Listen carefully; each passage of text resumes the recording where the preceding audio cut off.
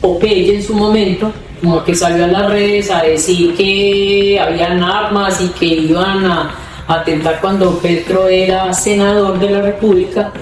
Él literalmente llorando fue a la Fiscalía General de la Nación a pedir que por favor le ayudáramos. No tiene razón de ser que un proceso se haya quedado quieto tanto tiempo, no se haya avanzado su investigación y solamente 7 años después, cuando coincide con mi oposición, es que la Fiscalía me llama a imputación cuando llega la Fiscal General de la Nación de bolsillo y uno de sus policías posteriormente me denuncia porque considera que se le vulneraron sus derechos dentro de esa investigación. Lo hace supuestamente por un fraude procesal y falsedad ideológica al documento público. El constante atropello por parte de James Zuluaga frente a la comunidad misma y frente a unos hechos relacionados con el daño al medio ambiente. Y él pone a la familia que no sabe, haga la tonada. Entre ellos está un hermano que se llama Arley Zuluaga. Él fue guerrillero, fue de las milicias en la época que hubo la violencia en la Comuna 13. AIA, Papelería Creativa presenta Conversaciones en CTX. Bienvenidos a Conversaciones CTX. La bancada del Centro Democrático en el Consejo de Medellín está en alerta a partir de un proceso que apareció contra una de las integrantes de esta bancada. Me refiero precisamente a la concejal Claudia Carrasquilla.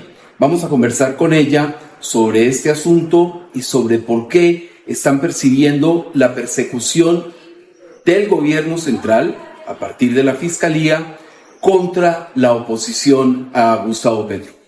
Concejal, bienvenida. Jaime, buenas tardes, un saludo muy especial para ti y para todos tus seguidores.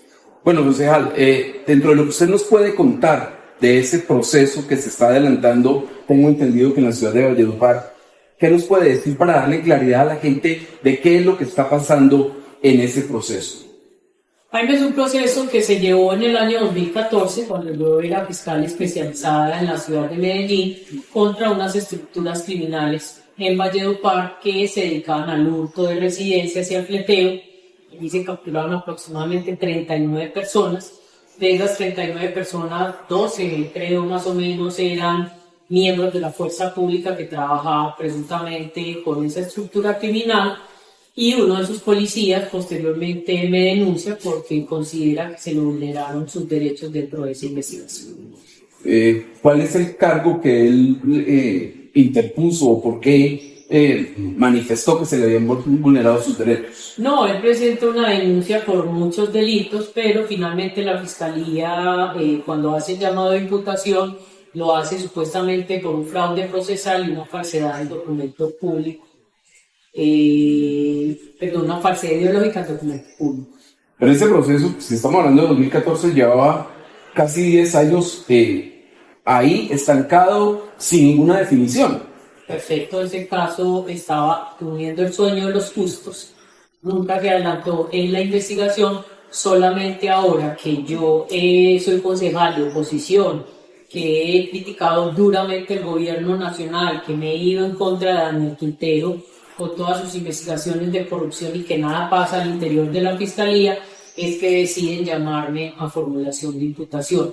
En eso yo fundamento la persecución porque no tiene razón de ser que un proceso se haya quedado quieto tanto tiempo, no se haya avanzado su investigación y solamente 7 años después, cuando coincide con mi oposición, es que la Fiscalía me llama a imputación cuando llega la Fiscal General de la Nación de bolsillo, como lo hemos dicho, que es Luz Adriana Camargo, cercana al presidente de la República, cercana a Daniel Quintero, y entonces ahora sí la Fiscalía me llama a formular mi imputación. En este tema de mover ese proceso o de resucitar un proceso que ya estaba muerto, ¿usted sospecha que tiene algo que ver James Zuluaga? No, para nada. Esos son otros temas totalmente diferentes. Ese muchacho no tiene ni siquiera capacidad de convocatoria, no tiene cerebro siquiera para alcanzar a que la Fiscalía le preste atención. Además que no tendría razón de ser porque, bueno, insisto, los hechos son del año 2014. Vamos a un corte comercial y continuamos con la concejal Claudia Carrasquilla. Necesita un cuaderno y un bolígrafo de última hora. Se le olvidó el regalo. Se acordó de las fotocopias o de las impresiones y ya es tarde. ¿Está sin el seguro obligatorio para su vehículo? Papelería Creativa A&A es su centro de soluciones. Aquí encontrará los útiles y los regalos que necesita, todo con la mayor calidad y el mejor servicio. Papelería Creativa A&A es su centro de soluciones.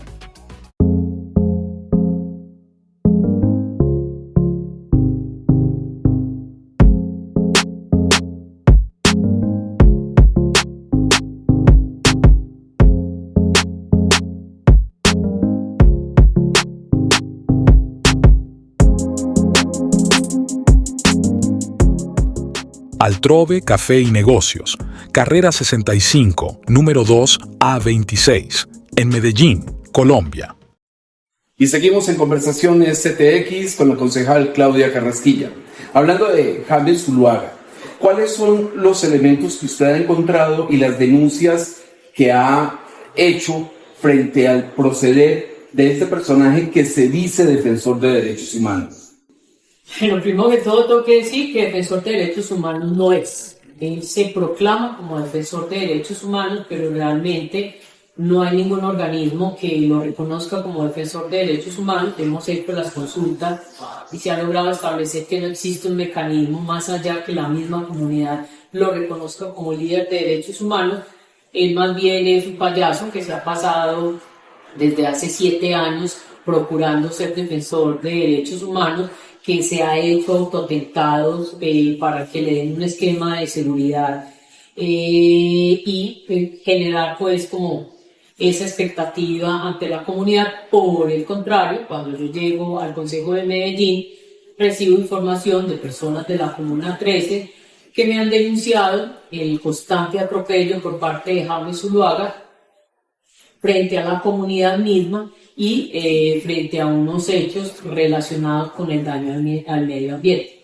El primero de ellos es una denuncia que se hace por parte de la comunidad del sector de La Loma, donde ellos manifiestan que él utiliza maquinaria amarilla para abrir una carretera para subir hasta su casa. Él, al parecer, le quitó la casa a un señor porque hicieron una negociación y finalmente se apropió de la misma. Es presuntamente la información que tengo, porque la víctima, la persona, no me ha dado la información concreta, pero es lo que dicen en la comunidad. Nosotros hicimos la respectiva denuncia a Corantioquia, le hicimos a la Secretaría del Medio Ambiente y ellos inician unas acciones de medidas preventivas de orden de suspensión de esa carretera en el momento en que justamente las autoridades ambientales fueron a realizar la verificación, encontraron la maquinaria amarilla utilizando la misma para abrir el camino. Esa maquinaria amarilla se incauta y con mayor razón pues le presentan esas medidas preventivas a él de suspensión de esa obra. Posterior a ello, pues también recibo información por la misma comunidad que él venía generando unas afectaciones también al medio ambiente, porque desde hacía aproximadamente 5 años tenía un ecoparque, o al que él llama un ecoparque, con unas piscinas naturales. Para él poder realizar esas piscinas naturales, lo que hizo fue desviar el cauce de la quebrada La Hueso para poder empozar el agua y utilizar las supuestas piscinas naturales. Esta denuncia ya se le había hecho a él por parte de otra concejal el año pasado. Agua gratis para el negocio de él. Para el negocio de él. Okay. Esa denuncia ya la había hecho otra concejal. El caso, pues, en la administración de Daniel Quintero no pasó a mayores. Cuando nosotros retomamos el caso, lo mismo, presentamos la denuncia a la respectiva autoridad ambiental, que es Corantioquia, que es la Secretaría del Medio Ambiente, y en el mismo sentido. Ellos logran evidenciar que hay una infracción al medio ambiente por el empozamiento, por el desvío del cauce, por el riesgo que genera el empozamiento, porque en un estado de lluvias puede generar una creciente y una avalancha, y se toman también las medidas.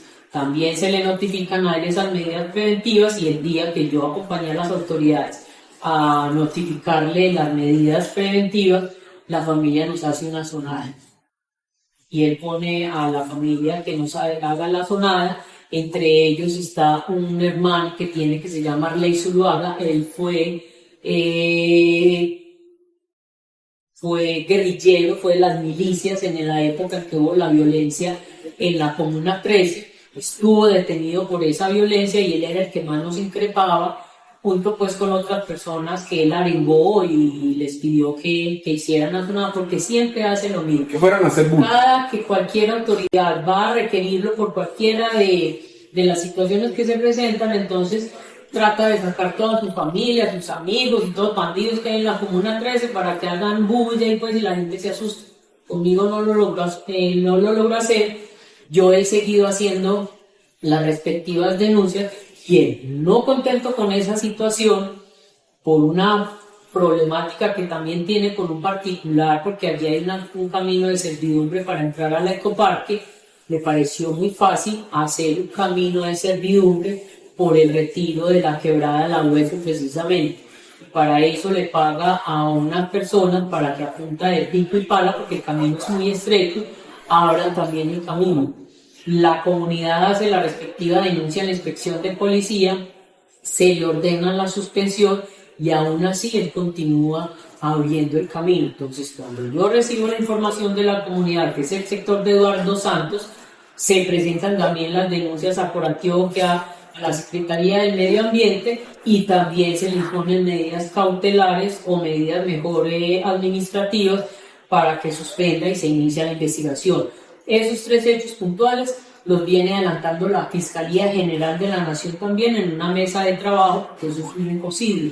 Eso es una afectación al sistema del medio ambiente en la ciudad de Medellín y todas generadas por él. Además de todo, también logramos establecer que está conectado ilícitamente a la energía en un contador que hay por fuera del establecimiento de comercio. Así lo respondió EPM, y el día que iban a hacer la desconexión, la misma historia fue hacerle una zonada a los funcionarios de empresas públicas.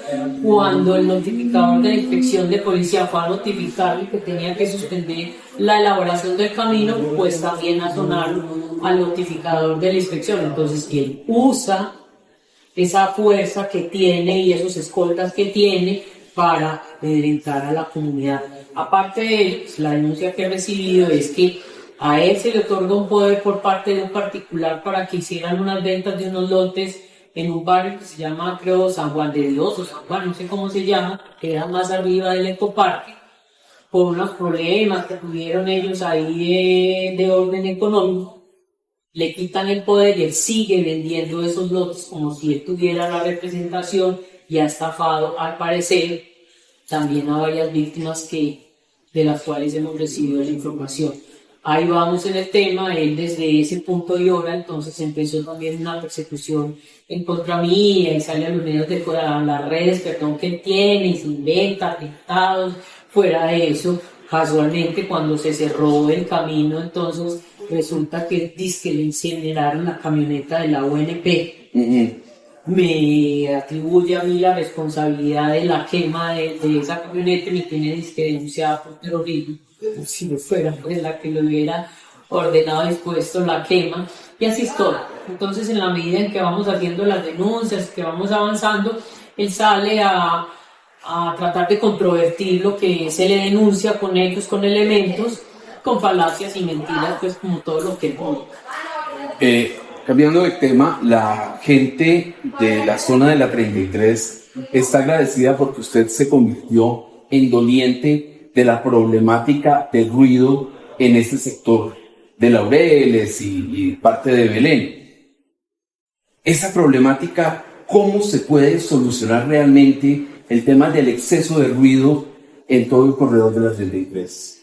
Eso es un tema bastante complejo, porque en las administraciones anteriores se permitió, a través del decreto de Convive la Noche, que muchos de los comerciantes que tienen establecimientos nocturnos pudieran tener sus establecimientos abiertos hasta las 4 de la mañana. no contemplando que muchos de esos establecimientos están en zonas de mixtura media y baja, que son zonas residenciales que tienen que compartir con el comercio. Entonces, esto es lo que ha venido generando esa problemática, pues porque obviamente los residentes se sienten afectados cuando hay una música a muy alto volumen hasta las 4 de la mañana, de jueves a domingo, cuando la gente tiene que trabajar, tiene que estudiar, hay enfermos, hay adultos mayores, y sobre todo porque no se autorregula por parte del comerciante ese control del ruido, porque es que 4 o 5 establecimientos, o así sea un solo establecimiento, a un volumen que supere los niveles permitidos en la ciudad para el uso de la música, pues eso genera mucho malestar. No solamente se presenta en la 33, se presenta en el sector de Llera, se presenta en el sector de Provenza, se presenta en el sector de Laureles, de la 80, en los de la barrios, 70. De la 70 y en muchas de las zonas rosas que llamamos en muchos de los barrios, y esto ha generado inclusive riñas, personas que han fallecido, que han terminado lesionadas, y la propuesta que nosotros venimos haciéndole a la Secretaría de Seguridad de Medellín es, venga, sí, saque el decreto, pero regúlelo y obligue a que esos comerciantes insonoricen sus establecimientos, que se autorregulen para que la gente pueda convivir en paz. Usted hoy se siente amenazada y perseguida a partir de toda esa colección de situaciones que está viviendo, tanto a nivel jurídico como a nivel político, como a nivel de rumores, chismes y malquerencias. Claro, por supuesto, y lo que pasa es que el hecho es tan diciente. La semana pasada, cuando Daniel Quintero, a través de sus mentiras, le da crédito al llamamiento de imputación diciendo que es por falsos testigos, y sacan un video de hace 2 años de Cuando lo de Villegas. Noticias 1, cuando Villegas, que eso es otro hecho totalmente distinto, que nada tiene que ver con esto de Valledupar. Entonces el presidente Petro sale a decir que yo desde la fiscalía hice meter a la cárcel muchas personas con testigos falsos, a los que inclusive se les pagaba, y por eso salí a refutarle y a decirle que así mismo fue también cuando él fue llorando. ¿Cómo fue ese encuentro de Petro con usted para llorar por una supuesta amenaza o una supuesta condena a muerte? Tengo entendido. La verdad es que eso fue como en el año 2018, 2019, no recuerdo bien. Popeye en su momento, como que salió a las redes a decir que habían armas y que iban a atentar cuando Petro era senador de la República. Él literalmente llorando fue a la Fiscalía General de la Nación a pedir que por favor le ayudáramos, que Popeye lo estaba amenazando y él tenía miedo. Se nos dio la orden de iniciar la investigación, iniciamos con la investigación, recogimos toda la información que se tenía a través de las redes y bueno, de todo lo que venía pasando, y finalmente se logra capturar a alias Popeye por instigación para delinquir. Cuando vuelve a la cárcel. Claro, por amenazas, donde la víctima, entre otros, era Gustavo Petro. Entonces ahí sí no había falsos positivos, ahí no se estaba constriñendo a los testigos, ahí no se le estaba pagando a los testigos, porque lo estábamos protegiendo a él. Y ahí se guardó silencio frente a una amenaza de quien fuera también beneficiario de Pablo Escobar, ¿no? Entre colegas. No, es que si estuviera vivo ya sería gestor de más. Correcto. Concejal, muchísimas gracias por gracias esta conversación y esperamos que todo salga bien. Usted dijo que iba hasta el final en ese proceso, ¿no? Me voy hasta juicio porque sé que no tienen elementos y no es cierta la imputación que me quieren hacer, por eso me voy a ir a juicio. Y con una fiscal de bolsillo, ¿si hay garantía de ir a juicio? Está el juez, que es el mediador. Bueno, muchísimas gracias a ustedes, muy amables, por habernos acompañado. Nos vemos en otra oportunidad en Conversaciones CTX. Hasta pronto. CTX Colombia, una videorevista de Medellín, por Medellín y para Medellín. CTX, la contundencia de los hechos.